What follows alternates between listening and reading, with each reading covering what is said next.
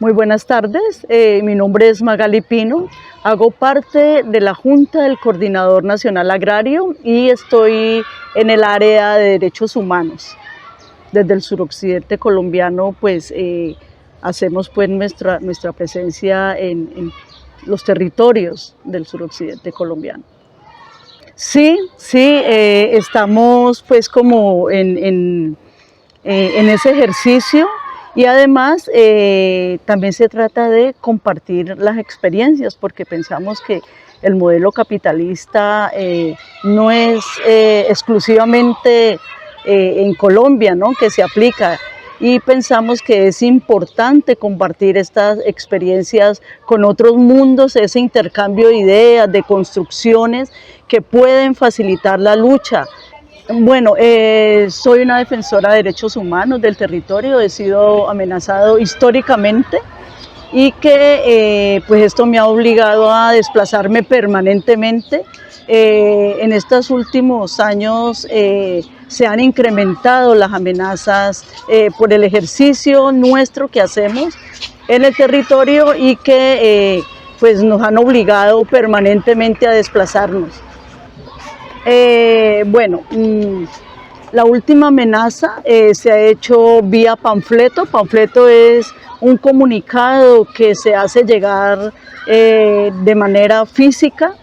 otros a través de llamadas telefónicas y otros son de los panfletos que circulan libremente por todo lado, donde somos amenazados permanentemente, incluso llegan a espacios donde nosotros no actuamos de manera permanente, sino que nos relacionamos como los sindicatos. En este caso, la última amenaza llegó hasta la Central Unitaria de Trabajadores, que si bien es cierto, pues coordinamos actividades, pues no trabajamos, no somos parte de la Central Unitaria de Trabajadores, pero hasta allí, a estos escenarios llegan las amenazas pues que nos hacen temer permanentemente por nuestra vida, ¿no? Pero que nosotros también decimos que eso es una respuesta frente a lo que nosotros hacemos en el territorio. El ataque contra el Coordinador Nacional Agrario no están relacionadas, como dice el Estado colombiano, a una situación de narcotráfico. No, nosotros hemos hecho una lectura mucho más aterrizada y esto tiene que ver con esos análisis que hacemos desde el territorio, donde hay licencias de extractivismo, donde hay allí unos intereses de tipo económico, comienzan a desplazar, asesinar y amenazar a todas esas formas organizativas que tiene el Coordinador Nacional Agrario y que no están lejanas, no están relacionadas con la excusa tan pobre que dice el Estado colombiano, por ejemplo, en sus comunicados que vienen de parte del narcotráfico. No, nosotros hemos denunciado permanentemente ese contubernio que hay con el Estado, con los agentes del Estado, con estas fuerzas oscuras para desplazarnos, para callarnos y para dejar los territorios vacíos. El campesino se convierte en un estorbo para todas esas propuestas de tipo extractivista que hay en el territorio. En el orden mundial a Colombia le ha tocado unas responsabilidades. En este caso, antes eran las mercancías, ahorita es con mucho más agravantes porque es la extracción de las materias primas. Entonces, en estas zonas futuros hay unas licencias y, por ejemplo, algunos que tienen estos intereses lo piensan en términos no de la vida, no de la conservación del medio ambiente, sino de toda la plata, todo lo que pueda generar allí, que hay en ese territorio. Por ejemplo, en el subsuelo tenemos territorios muy ricos en oro, en plata y sobre todo en estos materiales raros, estos minerales raros que en otros continentes están desaparecidos, pero que en nuestros países, en nuestro país como Colombia, se ha descubierto que existen. pero resulta de que encima de esos minerales, pues ahí tenemos el agua, tenemos la biodiversidad, tenemos la vida, y que desde nuestras cosmovisiones, desde la defensa del territorio, pues no podemos cambiar la vida porque los billetes no se comen. Y es allí donde nuestra lucha, nuestra resistencia la hacemos desde ese territorio. Por supuesto, y nosotros pensamos que la presencia nuestra y ese relacionamiento y esa solidaridad que se teje a nivel mundial es muy importante, porque es allí donde nosotros le vamos a decir a las empresas, mire, empresas del Estado español, ya hemos tenido, no es una falacia,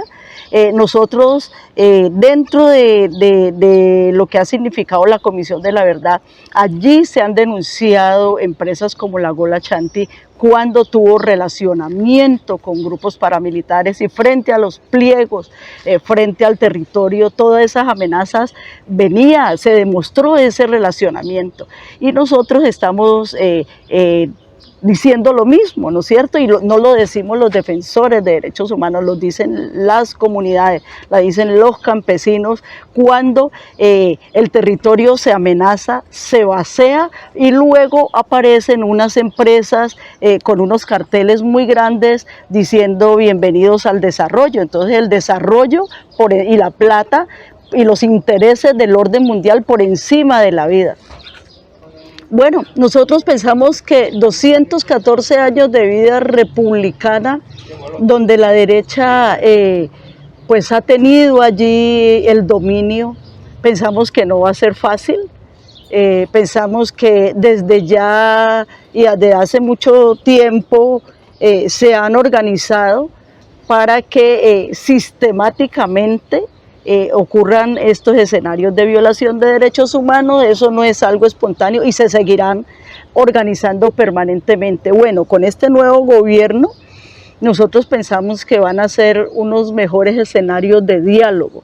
de encuentro, que al campesinado, al indígena, al afro, a estas comunidades históricamente marginadas, a esa Colombia olvidada, a esa Colombia profunda, a esa Colombia donde el Estado colombiano jamás ha llegado,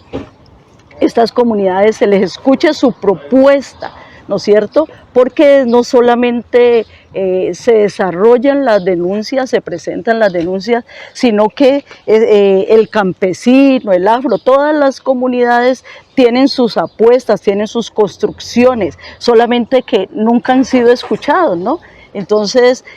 no se empieza de cero desde las comunidades y pensamos que podría ser un escenario mejor de escucha, de relacionamiento con un Estado que solamente hace presencia en las comunidades, con el ejército, con la represión, con estos tratamientos de guerra, pero que lo social se queda, nunca se tiene en cuenta, ¿no? De todos estos abandonos que hay allá, solamente se desarrollan con consejos de seguridad cuando ocurre hechos lamentables como las masacres, como los desplazamientos, los asesinatos, las amenazas, pero que no vienen a solucionar todas estas cosas de tipo social que históricamente no han sido atendidas. Pues justo antes de las elecciones ya encontrábamos a un ministro de Defensa interviniendo en política cuando la Constitución no lo permite. Es decir, yo no puedo intervenir en política si yo estoy armado y represento al Estado, en este caso a un ministro de Defensa, y pensamos que eso es un atentado contra la democracia. Y que también estaríamos haciendo unas lecturas mucho más aterrizadas, porque antes de las elecciones se produce un paro armado del Clan del Golfo, que es un grupo paramilitar, y que no se presenta la intervención del Estado para detener la presencia de estos señores fuertemente armados con ese estrecho relacionamiento, decimos nosotros, y que no se presentan tampoco estos estudios de impacto, de afectación a la economía, y se permite que haya ese control casi muy buena parte del territorio colombiano. ¿Por qué no actúa la fuerza pública en este caso? ¿Por qué se dejan que esos grupos, hay una permisividad para que estos grupos hubieran quemado carros, afectación a la economía, pero no hay una reacción del Estado colombiano a través del ejército? Entonces pensamos que pueden presentarse situaciones de eso. Bueno, las organizaciones sociales, las organizaciones defensoras de los derechos humanos, pues están haciendo un trabajo importante en los territorios, pero pensamos que podría escalar la violencia frente a las organizaciones como tal, ¿no es cierto?, que no hacen parte, no hacen parte de lo que ha sido el pacto histórico, que nosotros no vamos a hacer un comité de aplauso, ni más faltaba, pero que sí tenemos preocupaciones serias frente a este nuevo escenario, que esperamos que no sea tan cruento, ¿no es cierto?, que no sea tan violento, pero existen los temores, ¿no? Existen esos temores nuestros. Bueno, durante el paro nacional, estallido social, bueno, ha recibido muchos nombres,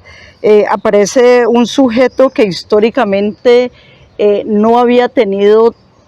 tanta participación como son los jóvenes. Entonces, frente a una reforma tributaria, cuando le dicen al pobre que es que no va a tener derecho ni a consumir un huevo porque se va a incrementar, el llamado que hacen las centrales unitarias a la movilización en rechazo a esta reforma tributaria, no pensábamos que fuera a trascender a esta comunidad, ¿no?, que no ha tenido mucho protagonismo, pero que este sujeto que se empodera, que no está orgánico, ¿no es cierto?, y que después del estallido social es que ellos comienzan a manifestarse y a pronunciarse frente a esas medidas. Pensamos que a veces no hacíamos las lecturas correspondientes porque no es espontáneo que ellos se hayan organizado para hacer la olla comunitaria, para atender las situaciones de salud y para hacer nosotros, uno lo llamábamos puntos de resistencia, otros lo llamábamos puntos de encuentro, pero que este sujeto se está manifestando, que nunca lo había hecho, que no había sido tan activo en la participación. Las lecturas que hacemos de lo electoral, era un sujeto abstencionista, pero que ahora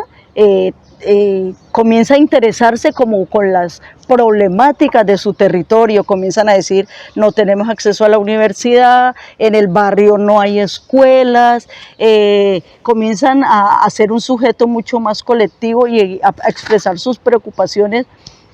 por lo social, ¿no? Y creo que fue un elemento importante a tener en cuenta en el resultado de las elecciones, pero también entender que el pacto histórico, pues allí se logró llamar a todas las personas, a todos los movimientos, para que nos juntáramos en esa posibilidad de una transformación que no va a ser fácil, que no creo que no se pueda,